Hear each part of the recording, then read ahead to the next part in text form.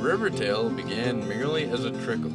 It grew to encompass many peripheral dreams, desires, and stories. As this story unfolds, ask yourself, what should a person do with this gift of life if their life is limited by a disability? While on this trek, Noodles turned 27. Not old yet, but lagging behind the curve. Most of his peers were getting married and were starting their careers. Whatever that meant, he would often say. Noodles is intelligent, yet school had posed many challenges. Reading to this day is nearly impossible, and writing is not much better. Noodles had dyslexia, impaired peripheral vision, and slow visual processing. This was a result of a stroke caused at birth by the umbilical cord being wrapped around his neck, cutting off life-giving air. He had been pronounced dead, but only due to a miracle was brought back to life. Noodles would spend his first months of life in the hospital. The mission is to meet others with a wide range of disabilities and exchange stories of the human experience as I travel south. It was August 20th, 2011, when Noodles and a group of friends christened their bike tires in the headwaters of the Mississippi River with a desire to follow its path through the heart of America to New Orleans. The 2,000 miles that would be covered over the course of 2 months would be an epic feat in itself. But the distance was merely the basis to learn how someone with a disability can become an integral part of society. Nested within this pilgrimage, Noodles reconnected with his father, whom he barely knew. He also met his brother, sister, aunts, uncles, cousins, and nephew for the first time. The river is the coming together of many particles, rain and snow and everything, and so when they all come together they form something big, and it's neat to think about taking a piece of them, what I was able to glean and grow through them, or part of that down to the Gulf with me. I'm Steven, one of Brian's friends from Colorado, so I grew up in Minneapolis, and we are at St. Anthony Falls, which is pretty grand. It's cool to see the scale of Minneapolis after going through many small towns. Well, one, just how fun bicycling for this far is, instead of, on most bike rides you go a ways and you turn around and come back, and it's on this sort of thing, you just keep going and going and going, and it's really, really fun. It's a good challenge for me to sort of interact with each person, and it helped my I guess religious flexibility. Just to interact with people, on their wavelength. Coming from a specific background myself, and so that was good. We met some really neat people and some really good churches. It was just really neat to be able to be, when you're going through towns, you don't have to impress anyone. So I was thinking a little bit about the meaning of, confluence of coming together, and it's cool how there's, how life is poetic in the sense like where you're at dovetails nicely with others' lives, and so basically the confluence is the coming together of two paths, and on this beginning of the second leg it was the coming together of John and Laura's path with my path, and so they're going to spend a week or so with me cycling, and it's just I'm really excited for those next opportunities. Hi, I'm Laura, and we're in Wabasha, Minnesota.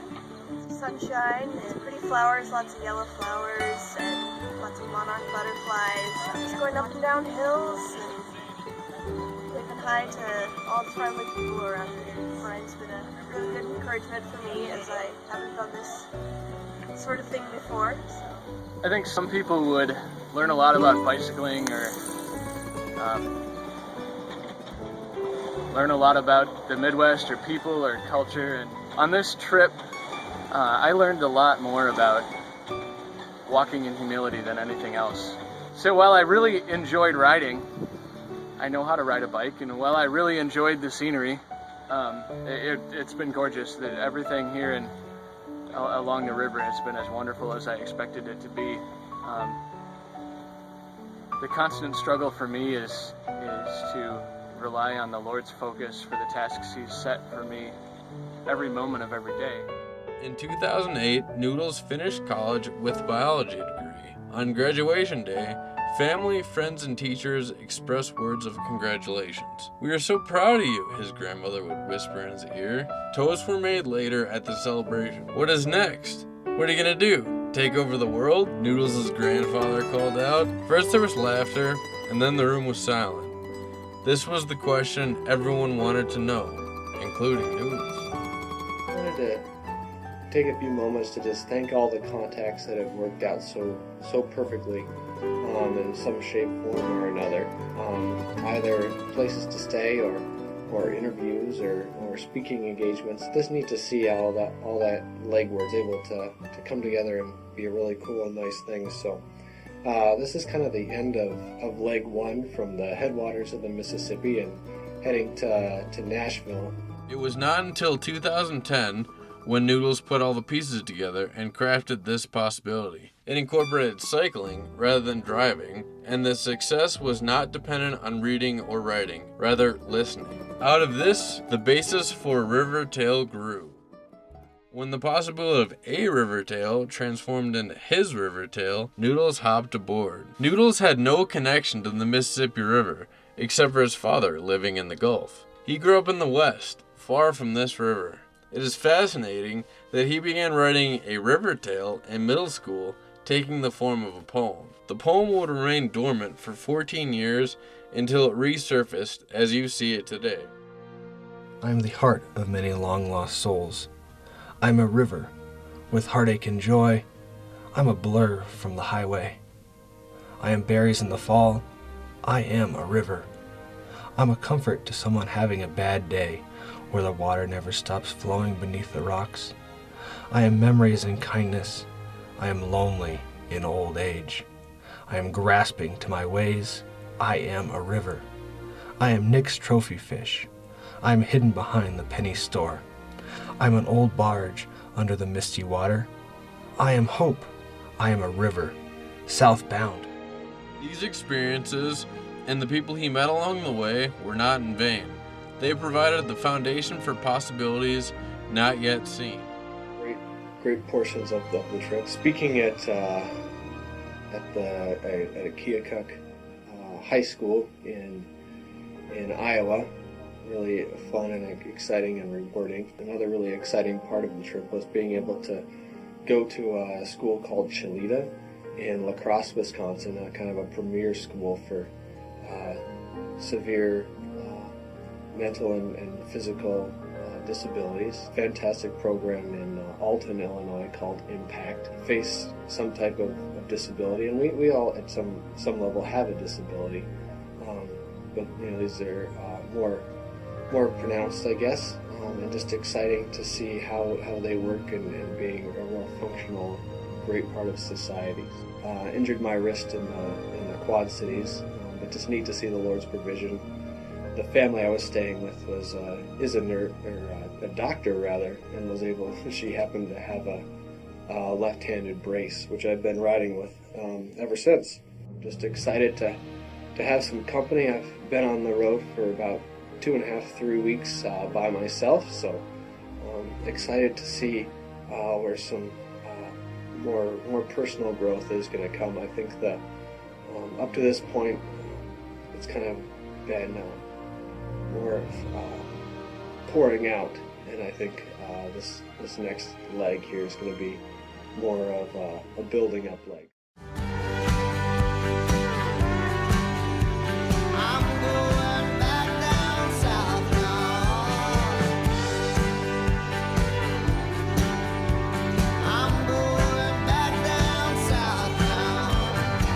Leg 2, and met up with my dad Steve, and we're just getting to know each other a little bit better and just spending some great time with each other, and have enjoyed the wonderful hospitality of the South and Tennessee here.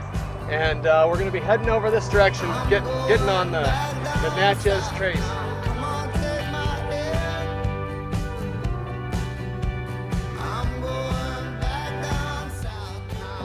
the metal from the twist tie there, keeping this rib together.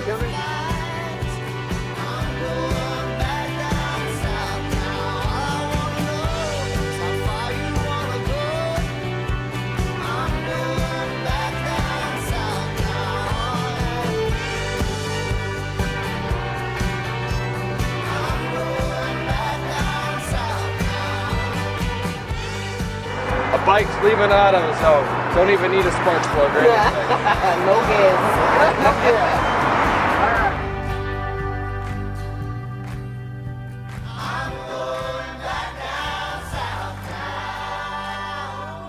Do you have any advice for anyone else who's interested in tackling on a journey such as this? Well, I would say by all means do it, and make sure that your intentions are right, because there's going to be many times when you're questioning why you're doing something like this, and make sure you've got a support network of friends and family, because it's just a special just thanks and gratitude to all the people that have helped me along the way. This is, a lot of people are like, pat yourself on the shoulder for what you've done. But I mean, the reality is without family and friends, I mean, because when you conclude, sometimes you look back and like, I kind of have regrets, this and that. And I think that's the coolest thing. I just don't have any regrets. And then I was talking to a guy that I got to ride in the last 8 miles into New Orleans on the canal, to be able to complete the circle. I think that's kind of why I feel so content.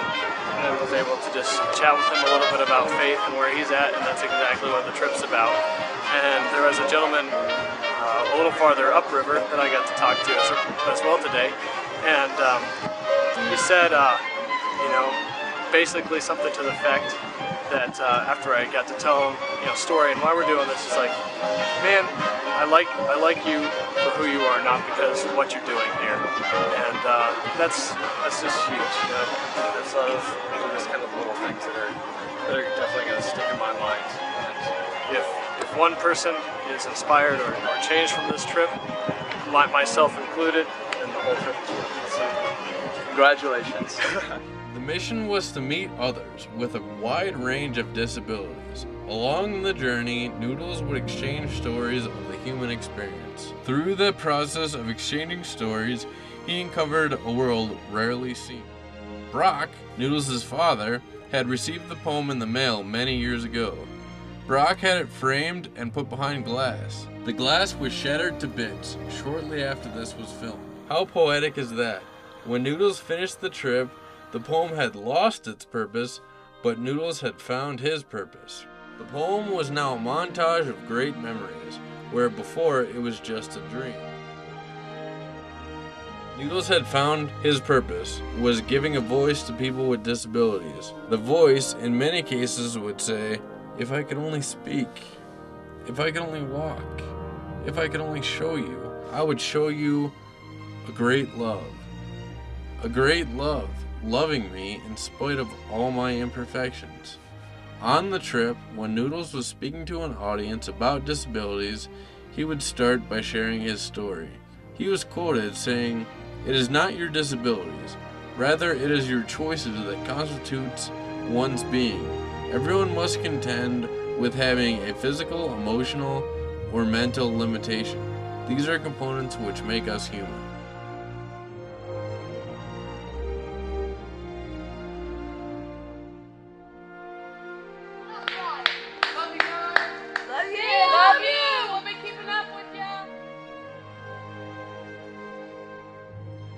Where did you start?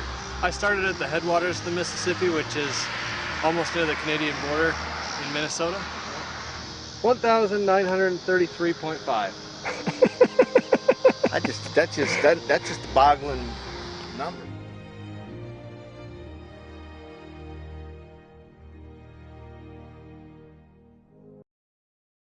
In these bodies we will live, in these bodies we will die. The way you invest your love, you invest your life.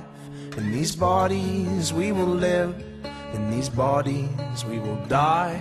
And where you invest your love, You invest your life.